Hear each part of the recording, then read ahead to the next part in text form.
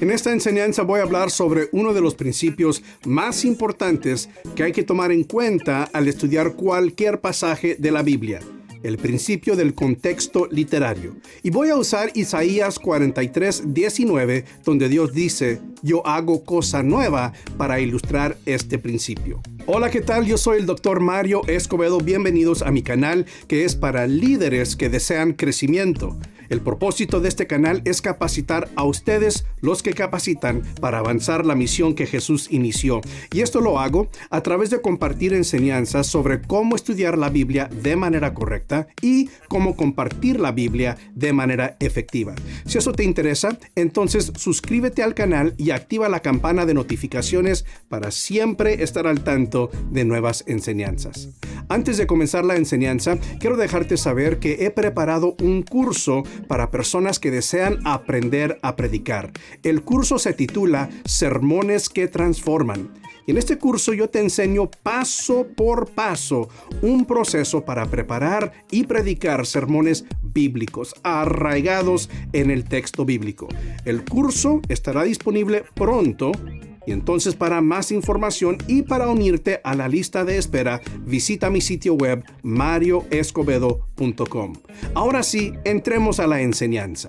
Uno de los principios más importantes que hay que tomar en cuenta al estudiar cualquier pasaje de la Biblia es el principio del contexto literario. Vamos a ver qué significa esto. Significa lo siguiente: siempre consulta el contexto literario de un versículo antes de decidir qué significa ese versículo.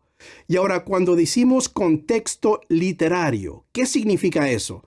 Bueno, en su definición más básica significa lo siguiente: lo que viene antes y lo que está después de un versículo. Y este principio, como digo, es tan importante porque cuando uno estudia la Biblia y no toma en cuenta el contexto literario de un versículo, es muy fácil leer ese versículo fuera de su contexto. Y el peligro allí es que entonces haces que la Biblia diga lo que realmente no está diciendo, y ese es un gran peligro.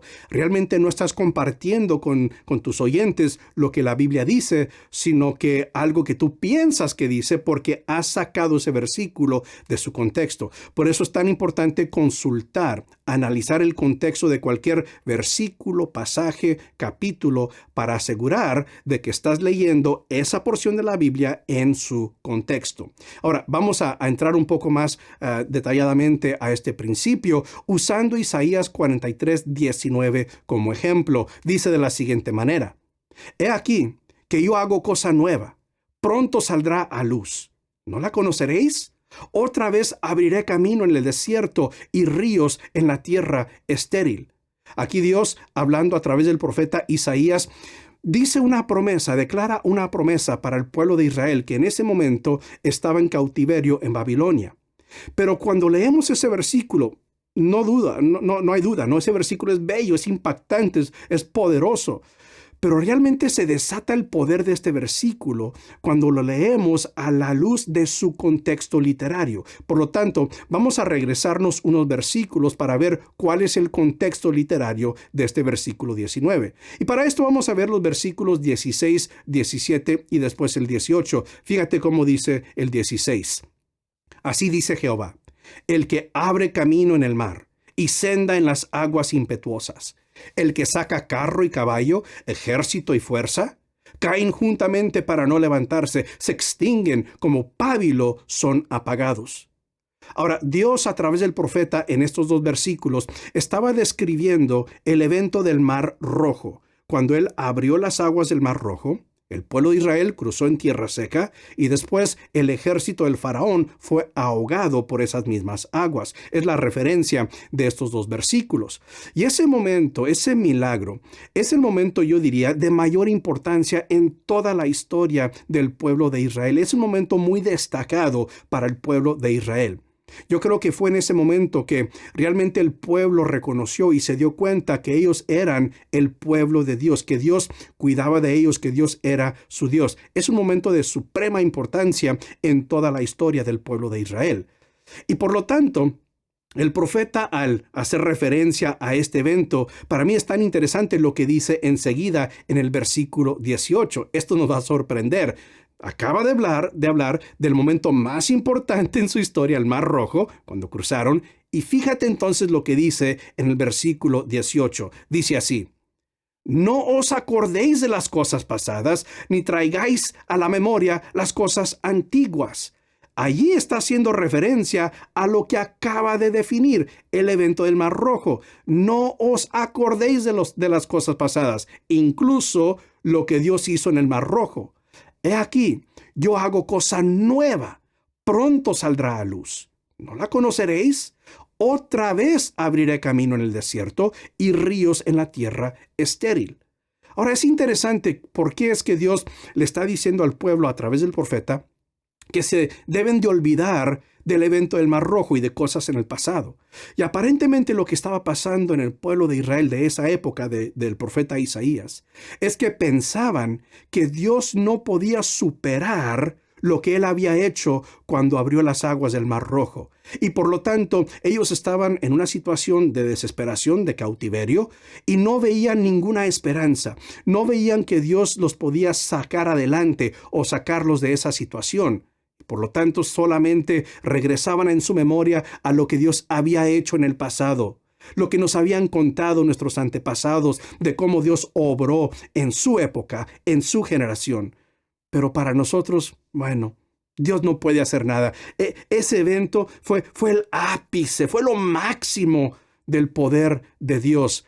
Pero pobrecitos nosotros, aquí estamos en esta situación, Dios no puede hacer nada, o por lo menos no puede ni igualar y mucho menos superar lo que hizo en el evento del Mar Rojo. Y es entonces aquí que Dios a través del profeta les dice: ¡Hey! ¿Qué les pasa? Dejen esas memorias en el pasado. De hecho, yo voy a hacer algo nuevo. Lo que hice en esa época, lo voy a repetir. Voy a abrir de nuevo caminos en el desierto. Yo lo voy a hacer, va a ser algo nuevo. O sea, dense cuenta que lo que hice en ese entonces lo puedo hacer, lo puedo igualar. De hecho, yo lo puedo superar. El problema del pueblo de Israel en esa época de Isaías es que no creían que Dios podía hacer lo que había hecho en el pasado, mucho menos superar el evento del milagro del Mar Rojo. Y aquí es donde el profeta, inspirado por Dios, les tiene que recordar: no, dejen esas cosas en el pasado. Dios va a hacer algo nuevo. Está a punto de suceder. Dense cuenta de lo que Dios va a hacer. Así como lo hizo para ellos en aquel entonces, lo va a hacer de nuevo. Ahora, si no hubiéramos leído los versículos 16 y 17, entonces no tenemos el beneficio de saber por qué el profeta, inspirado por Dios, estaba diciendo: voy a hacer algo nuevo, yo hago cosa nueva. Cuando no tomamos en cuenta el contexto, esa declaración, yo hago cosa nueva, es algo general, es una promesa general de Dios. Pero cuando tomamos en cuenta el contexto, que Dios está diciendo: hey, ese milagro tan impactante, tan destacado del pasado, el Mar Rojo, voy a hacer algo nuevo. Quizá hasta supere lo que hice en el Mar Rojo. ¿Te das cuenta cómo leer un versículo en su contexto abre nuestro entendimiento de cada versículo que estamos estudiando? Ahora, si yo fuera a predicar o iba a predicar sobre este versículo para presentarlo a mi oyente de forma que fuera más entendible para mi oyente hoy en día, yo diría algo por lo estilo. Fíjate bien: nunca verás lo que puede ser si siempre estás viendo a lo que antes era.